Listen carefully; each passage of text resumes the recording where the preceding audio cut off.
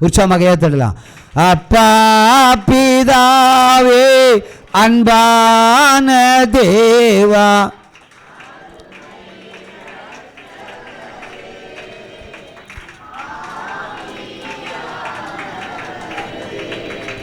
என் அப்பா பிதாவே அன்பான தேவா, அருமை இரட்சகரே, ஆவியானவரே, எங்கோ நான் வாழ்ந்தேன்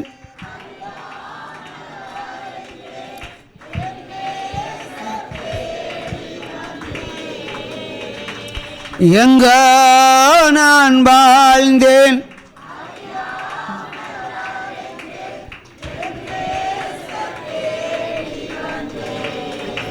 நெஞ்சார அணைத்து முத்தங்கள் கொடுத்து நீழலாய் மாறிவிட்டீர். என்னை நெஞ்சார அணைத்து முத்தங்கள் கொடுத்து நீழலாய் மாறிவிட்டீர். நன்றி உமக்கே நன்றி அப்பா பிதாவே அன்பான தேவா, அருமை இரட்சகரே.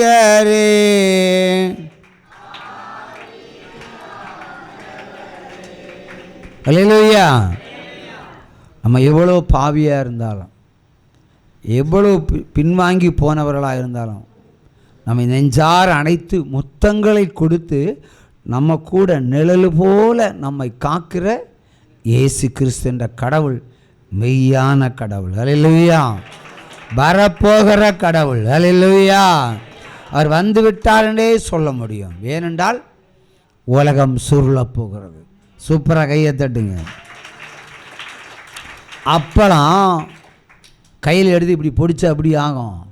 அதே மாதிரி உலகம் போக போகிறது. எந்த நாடுக்கும் வரைபடம் இனி இல்லை, அவ்வளோதான், முடிந்து விட்டது. ஆக எவ்வளோக்கு தூரம் பரிசுத்தம் அடைய முடியுமோ பரிசுத்தம் அடையுங்கள். எவ்வளோ தூரம் பரிசுத்தமாய் தேவனை தேட முடியுமா தேடுங்க. சும்மா வாயினால் பரிசுத்தம் அல்ல. எல்லோரும் என் வாயினால் உடனே போய் நைட்டு போய் ஆண்டவரே என் பாவங்களை கழுவும் ஆண்டவரே இன்னும் சொன்னால் அவனும் கழுவிட மாட்டார். அதற்கெல்லாம் பிரமாணம், அதற்கு ஒரு ஆசீர்வாதம். இன்றைக்கி அந்த பிள்ளை வாசிச்சு உபாகமம் 28 ஒரு வசனம் இருக்கிறது. நீ அநேக ஜாதிகளுக்கு கடன் கொடுப்பாய், நீயோ கடன் வாங்காது இருப்பாய். ஒரு வசனம் இருக்குது. அப்போ ஒரு மனிதனை பணக்காரன் ஆக்குறது அந்த வசனம்தான். ஒன்றும் இல்லாதவனை பார்த்து சொல்கிறாரு, நீ அநேக ஜாதிகளுக்கு கடன் கொடுப்பாய், ஆனால் நீ கடன் இனி வாங்க மாட்டாய். அதான் அர்த்தம். இது வரைக்கும் வாங்கினேன், இனி வாங்க மாட்டோம். அப்போ வசனத்தின் அடிப்படையில் ஒரு ஆசீர்வாதம் வருது. அது வசனம் இல்லாமல் ஆசீர்வாதம் வருதா? வசனம் இல்லாமல் ஆசீர்வாதமே கிடையாது. வசனத்தை முன்னே அனுப்புவார், அடுத்து சொல்லுவார், உன்னை வாலாக்காமல் தலையாக்கு, நீ கீழாகாமல் மேலாவாய். அப்படி தான் சொல்லுவார், வசனத்தை சொல்லுவார். இப்போ நியாயாதிபதிகள் 13ஆம் அதிகாரத்தில் ஒரு தூதர் வர்றாரு. மனவ பொண்டாட்டியை பார்க்குறாரு. பார்த்த உடனே சொல்லார், நீ அடுத்த வருஷம் இதே நல்லா ஒரு பிள்ளையை அணைத்து கொண்டு இருப்பாய். ஐயா நான் மல்லடி ஐயா, அதெல்லாம் எனக்கு தெரியாது. அடுத்த வருஷம் நீ பிள்ளைய அணைத்து கொண்டு இருப்பாய். வாக்குத்தத்தம் முன்னாடி வருது. அதே வருஷத்தில் பிள்ளைய பெற்றுக்கொள்கிறாள். வசனத்தின் அடிப்படையில் தான் தாவீதை அபிஷேகம் பண்ணுறாரு, சாமுவேல் அபிஷேகம் பண்ணுறாரு. அப்போ ஆடு மேய்ச்சிட்டு இருக்கிறான். அப்போ சொந்த தகப்பனும் சகோதரர்களும் கிண்டல் அடித்தார்கள். ஓ இவன் தான் இனி நாட்டை ஆள போகிறான், ஆடு மேய்க்கிறவன். ஆண்ட தேரவன் தான் ஆண்டான். சகோதரர்கள் எங்கே? வாக்குத்தத்தம் முன்னாடி வருது, அது கிரியை செய்து நடப்பிக்கிறது. இப்போ ஆசீர்வாதமே வாக்குத்தத்தத்தின் அடிப்படையில் தான் உங்களுக்கு ஆசீர்வாதம் வருது. ஒரு திருமணம் நடைபெறாமல் இருக்கிறது, திருமணத்தை நடத்துகிறேன்னு சொல்லுவார்.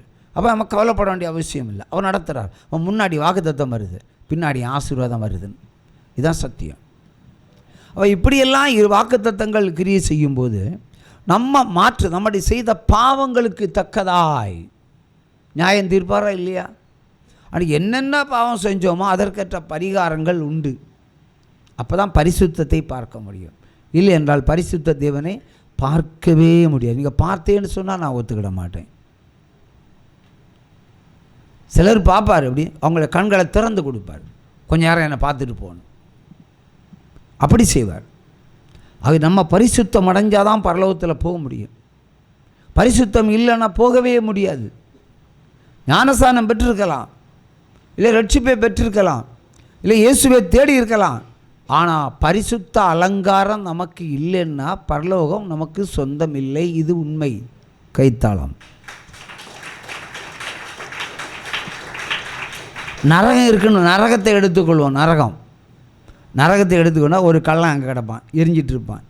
நல்ல ஜோம் பண்ணுற ஒரு எக்ஸாம்பிள் என்னையே வச்சுக்கிடுவோம். நான் எல்லாம் ஊழியக்காரன், நானும் போய் நரகத்தில் இருக்கிறேன். ஏன்னா பாடியிலையும் எரியுது, அவனும் பாடியிலையும் எரியுது. அப்போ அடே நான் மந்திரவாதத்துக்கெல்லாம் போனேன்டா, நான் எரியல, நியாயம் இருக்குது. நீ பெரிய லெவலில் பிரசங்கம் பீச்சினியே, நீ என்னோட தானடா இருக்கேன்னு கேட்டால் நான் என் தலையை சொரியணுமா சொரியண்டாமா? சொரியணும் இல்லையா? அப்போ எங்கே என்னிடத்துல குறை இருக்குது? ஒரு குறை இருந்தாலும் நீ எவ்வளோ பெரிய ஊழியம் செய்தாலும் பரலோகத்துக்கு போக முடியாது. அதான் அதுக்கு சத்தியம். அவை பரிசுத்தம் என்பது பூரணம், பரிபூரணம். அதுக்கு பேர் என்ன? பரிபூரணம். அரையும் குறையுமா இருக்கக்கூடாது. அரையும் குறையுமா குளித்தாலே ஜலதோஷம் கிடைக்கும் இல்லையா? ஜலதோஷம் கிடைக்குமா? ஆற்றுல முங்கினா செம்மையாக முங்கணும். செம்மையாக குளித்து வந்தால் ஒரு ஜலதோஷம் நமக்கு வராது. அரை குறையாக நனைஞ்சால் நமக்கு ஜலதோஷம் தான் வரும். நீங்கள் யோசிக்கணும். பரிபூரணம் நமக்கு தேவை, கிறிஸ்தவர்களுக்கு தேவை பரிபூரணம். பரிபூரண ஆசீர்வாதம் அப்படி தான், அறகுறை கிடையாது. இப்போல்லாம் உங்களுக்கு என்ன ஆசீர்வாதம்? ஒரு சுக்கும் கிடையாது, ஒரு ஆசீர்வாதம் கிடையாது. ஆனால் தேவன் தரும் ஆசீர்வாதம் உங்களுக்கு வரும். உங்களை என்ன எனக்கு தந்த விட பெருசாக இருக்கலாம், கட்டாயம் வரும், அதில் மாற்று கருத்து கிடையாது. அதான் பரிபூரண ஆசீர்வாதம். அவர் நாய்க்கெல்லாம் பிஸ்கட் போட மாட்டார். அந்த காலம் உங்களையெல்லாம் பிரியாணி போடக்கே உங்களை அழைத்திருக்கிறார். பிஸ்கரை போட்டு அனுப்புறதுக்கு இல்லை, உற்சவமாக கையை தட்டலாம். அது வரைக்கும் எத்தனை பாடுகள் வந்தாலும் நாம் ஆண்டவரைத்தான் தேட வேண்டும். அவர் வலது கையை வெட்டலாம், இடது கையை முறிக்கலாம், காலை சுருக்கலாம், சப்பானி மாதிரி நகர வைக்கலாம். ஆனாலும் இயேசுவை தேடுங்க. வேற ஒருவரும் கடவுள் கிடையாது. கடவுளை தேடுகிறவன் ஒருபோதும் வெட்கப்பட்டு போனதில்லை. அவன் ஒருபோதும் துக்கப்பட்டதும் இல்லை, ஒருபோதும் துக்கப்பட்டதில்லை. துக்கம் வரும், உலகத்தாரால் நமக்கு துக்கம் வரும். ஆண்டவர் நமக்கு ஒரு துக்கத்தை அனுமதிக்க மாட்டார். நம்ம வாழ்கிற பூமி பேய்கள் நிறைந்த பூமி, பிசாசல் நிறைந்த பூமி, மந்திரவாதங்கள் நிறைந்த பூமி. அதில் தான் நம்ம இருக்கிறோம், பரலோகத்தில் அல்ல. நல்லா புரிஞ்சுக்கிடுங்க. இந்த பூமியில் இருக்கிறோம். நீங்கள் சட்டையை கிழிச்சிட்டு போங்க பிரதர், உங்களுக்கு ஒரு பிரச்சனையும் வராது. ஒரு சேர் வாரி போடுங்க, வெள்ளச்சட்டை இனிமேல் போடாதீங்க, சேர் வாரி போடுங்க, பேண்டை கிழிச்சிருங்க. இந்த இப்போ பேஷன் பேண்ட் இருக்குல்ல, முழங்காலில் ஓட்டை இருக்கும், அது கரெக்டாக முழங்காலில் வெட்டி விட்டுறாங்க, பிளேட் வச்சு கீறி விட்டுறான்னுவான். ஒரு காலத்தில் சின்ன கிழிஞ்ச பேண்ட்டு கூட போட மாட்டோம், இப்போ அதுக்கு ஒரு பேஷன். ஏன்னா முழங்கால் தெரியும், ஒரு ரவுண்டு அது நூல் எல்லாம் தொங்கிட்டு நிற்கும். பாக்கெட்டில் ஒரு நூல் தொங்கிட்டு நடக்கும். கண்ட கண்ட இடத்துல பாக்கெட் இருக்கும், காலுக்கு கீழையும் பாக்கெட் இருக்கும். நீங்கள் அது மாதிரி கிழிச்சிட்டு போங்க பிரதர். சீவனு பைத்தியம் பிடிச்சிட்டு சொல்லி காட்பாடி ஃபுல்லாக சந்தோஷப்படும். நீங்கள் சமாதானம் வாழலாம், ஒரு ஒருத்தரம் உங்களுக்கு வராது. பின்ன ஒருத்தர் மந்திரம் வச்ச மாட்டான். நம்ம மந்திரவாதம் செயல்பட்டு சீவன் கிறுக்கன் ஆகிட்டான், அவன் ஹாப்பி. உங்களுக்கு இனிமேல் அம்பு வராது, பி ஹாப்பி. புரியுதா? இதான் இந்த உலகம் பிரதர். நல்ல சட்டை போட்டால் விட்டு வைக்க மாட்டாங்க. நல்ல சட்டை போட்டால் விட்டு வைக்க மாட்டான். 4 நாள் நல்லா இருப்போம். அவன் பார்ப்பான், என்னடா மறுபடியும் லாரியை தூக்கிட்டு ஓட்டுறான், நடக்க முடியாதவன், நம்ம வச்ச மந்திரவாதம் வேலை செய்யலையோ, ஓடி போவான். கூட 10,000 தரேன், அவனை போட்டு தள்ளு. அவன் 10,000 பண்ணுவான். மறுபடியும் அந்த வந்ததுக்குமே நான் மந்திரவாதம் வந்து நீ என்னை ஒத்துக்கிடியோலா, செயல்பாடு ஒன்றும் இல்லை. உடனே ஒரு வியாதி அனுமதிப்பார். அப்போ உங்களுக்கு தோணுது மந்திரவாத்தால் வந்த வியாதின்னு. அப்போ செஞ்சது யாருன்னு உங்களுக்கு புரிய வச்சிருவார். அப்போ பகை உண்டாகும். பகைக்கக்கூடாது. இங்கே தான் நம்ம நிற்கணும். யார் என்ன வச்சாலும் ஆண்டவரை நீர் பார்த்துக்கொள்ளு, எனக்கு சுகம் வேணும், அவ்வளோதான். எனக்கு பரிபூரண சுகம் வேண்டும், அதைத்தான் நீங்கள் கேட்கணும், வேறு எதுவுமே கேட்கக்கூடாது. அப்போது பார்ப்பார் ஸ்டீவன், பரலத்திலேருந்து கூடுவார் ஸ்டீவன், காதில் கேட்கும். நீங்கள் கேட்கலைன்னா இன்னும் ஒரு நாள் வந்து என்னென்ன கேளுங்க, நான் இப்போ சொல்கிறது கேட்கும். எங்கே இருந்து கூப்பிடுவார்? பரலோகத்தில் நிற்கக்கூடாது ஸ்டீவன். ஏன்னா இங்கே பிள்ளை ஆகிட்டீங்க. இப்போ 90% தான். நம்முடைய சத்துருக்களை நம்ம நேசிக்க ஆரம்பித்தா நம்ம கிறிஸ்தவனுடைய பிறப்பினுடைய உச்ச கட்டம் அது. உற்சாகமாக தட்டலாம். பிறகு பகைக்கே ஆள் கிடையாது. பிரதர், பகைக்கிறதுக்கே ஆளே கிடையாது. அவருக்கு ஒவ்வொன்றா கழட்டி விட்டுருவார். எவெல்லாம் அம்பு தப்பு பண்ணானா அவனுக்கெல்லாம் தண்டனை கொடுத்து அது கல்லறைக்கும் சுடுகாட்டுக்கும் அனுப்பிடுவார். அவர் நம்முடைய தேவன். தாவீதின் சத்துருக்களை ஒருவரை விட்டு வச்சாரா? விட்டு வைக்கிறார். யாக்கோபின் சத்துருவை ஒருவரை விட்டு வச்சாரா? யோசுவாவுடைய சத்துருக்கள். இப்போ நம்ம சத்துருக்களையும் அவர் தான் சந்திப்பார். உலக பிரகாரமாக நியாயம் தீர்ப்பதற்கு கிறிஸ்தவர்களுக்கு அதிகாரம் இல்லை. அவன் அடித்தா வாங்கிடுங்க, அவ்வளோதான். ஆனால் கூட இன்னொன்று அடிச்சுட்டு போன்னு சொல்லுங்கள். உங்கள் தான் முதுகு ரொம்ப பெருசாக இருக்க, குனிஞ்சு கொடுங்க, இன்னொன்று போடுறான்னு சொல்லுங்கள். இல்லைன்னா குண்டியை காட்டி விடுங்க, அதுலேயும் அடிச்சுட்டு போட்டோம். புரியுத பிரதர்? தாங்குகிற இருதயத்தை கேளுங்க, இந்த துன்பத்தை தாங்கிறது எதுக்கான. ஒரு மனைவி தப்பு செய்கிறா, புருஷன் பார்க்குறான், தண்டிக்கல. அவன் தான் கிறிஸ்தவன். மன்னிக்கிற தன்மை எவனுக்கு இருக்கிறதோ அவன்தான் பரலோக ராஜ்யத்தில் பிரவேசிப்பானே தவிர வேறு ஒருவனும் பிரவேசிப்பதில்லை என்று மெய்யாகவே மெய்யாகவே மெய்யாகவே நான் உங்களுக்கு சொல்லுகிறேன் என்கிறார் கர்த்தர். இந்த தெய்வம் நம்ம தெய்வம், நல்ல தெய்வம்.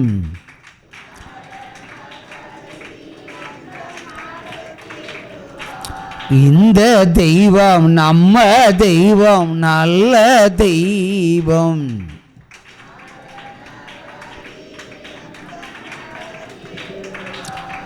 எத்தனையோ இடர் சூழ்ந்தாலோ அத்தனையோ தாங்க பலன் தருவார். அந்தி சந்தி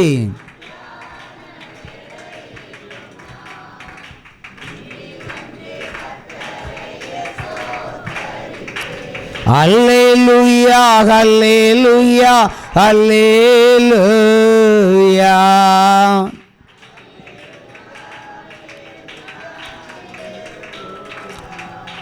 அல்லேலூயா அல்லேலூயா அல்லேலூயா.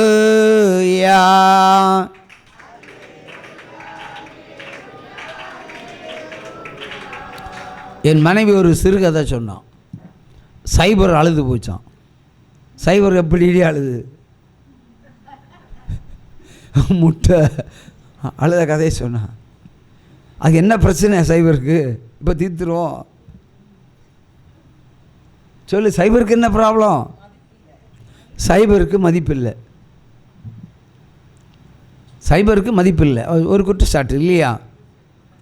ஆனால் அந்த சைபருக்கு அழுகை சத்தம் கேட்டு சைபரை தூக்கி எங்கள் ஒன்றுக்கிட்ட வச்சாச்சு. இப்போ என்னாச்சு? சைபர் முட்டை இட்டுது 100 ஆச்சு, இன்னொரு முட்டை இட்டுது 100 ஆச்சு, அப்படி பெரிய போச்சு இல்லையா? அப்போ சைபர் எங்கே இருந்தால் அழகு? ஒன்றுக்கிட்ட இருந்தால் தான் அழகு இல்லையா? நம்ம எல்லாம் ஆண்டவர்கிட்ட இருந்தால் தான் அழகு. அப்போ தான் நமக்கு மதிப்பும் மரியாதை. அது வரைக்கும் இந்த உலக பிரகாரமாக நம்ம எல்லோரும் சைபரை தான் பார்ப்பாங்க. அவன் இவளுக்கு என்ன பிரச்சனைன்னு கேட்போம். உனக்கு என்னடி பிரச்சனை? எங்கேயோ ஆப்போச்ச மாதிரிலே இருக்குது. அவன் அடிக்கடி சொல்லுவா, என் முன்னாடி அவன் சொல்லுவான், என்னை அடிமைப்படுத்தி வைத்திருக்கிறீர்கள். எங்கள் சங்கிலியும் கிடையாது பூட்டி வைக்க. அவன் சொல்கிறா, அடிமைப்படுத்தி வைத்திருக்கீர்கள், எனக்கு சுதந்திரமே இல்லை. சுதந்திரமாக இருக்கிறனால தான் அந்தியூர் போயிட்டு வாரா. அதன் உணரவில்லை. சைபருக்கு எப்போ அழகம்? பெண் என்பது சைபர் தான்.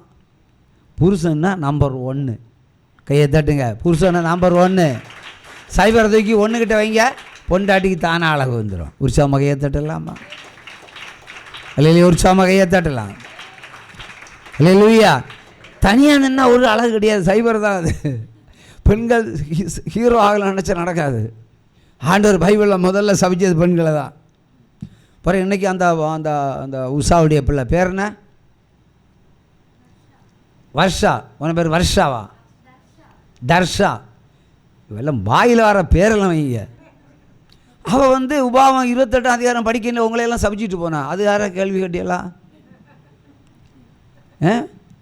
அநேக ஜாதிகளுக்கு கடன் கொடுப்பாயின்னு சொல்லிட்டு அதுக்கப்புறம் எல்லாம் சபிச்சு விட்டா. உங்களை தான் சபிச்சு விட்டா, நான் இல்லை. நான் சபிக்க வேண்டிய அவள் சபிச்சா. 66 வசனம் வரைக்கும் சபிச்சே விட்டா. ஆகிய பெண்கள் புருஷனோட இருந்தால் தான் அதுக்கு அழகு, இல்லைன்னா வெறும் சைபர் தான். ரோட்டில் போய் பாருங்கள், ரோட்டில் போய் மதிப்பு மரியாதை இருக்குமா சொல்லுவாங்க, இன்னார் பொண்டாட்டி. இவ புருஷன் யாராவது சொல்லுவணுமா? சொல்லுவாங்க இன்னார் பொண்டாட்டி, சீவம் பொண்டாட்டி, இல்லை ஜேபிஆர் பொண்டாட்டி, அப்படி தான் சொல்லுவாங்க. மாற்றி போடுவாங்களா? அப்போ சைவர் அழுது ஒரு பிரயோஜனம் இல்லை. சைவர் இருக்க வேண்டிய இடத்துல இருந்தால் சைவருக்கு மரியாதை இல்லை என்றால் அது சைபர் தான். உற்சாகமாக தட்டலாமா? அல்லேலூயா, அல்லேலூயா. வேலூர் மாவட்டத்தில் ஒரு ஊழியம் செய்தேன் ஒரு காலத்தில். ஏற்கனவே சொன்ன விட்னஸ் தான், அது திரும்ப சொல்கிறேன். அவள் சொன்னதுனால சொல்கிறேன். அவளை பார்த்து ஆண்டவர் சொன்னார், நீ கல்யாணம் பண்ணிக்கொண்டு சொன்னார். இன்றைக்கி எபிரியர் 13 ஒரு வசனம் வரும், வேகிறதை பார்க்கலும் விவாகம் நல்லது. கையை தட்டுங்க. நீ கல்யாணம் பண்ணிக்கொண்டு சொன்ன. எனக்கு டாக்டர் பையன் ஒரு தான் இருக்கிறான், டாக்டர் படிக்கிற பையன் இருக்கான், அது மாட்டு டாக்டர். நான் இப்போல்லாம் கல்யாணம்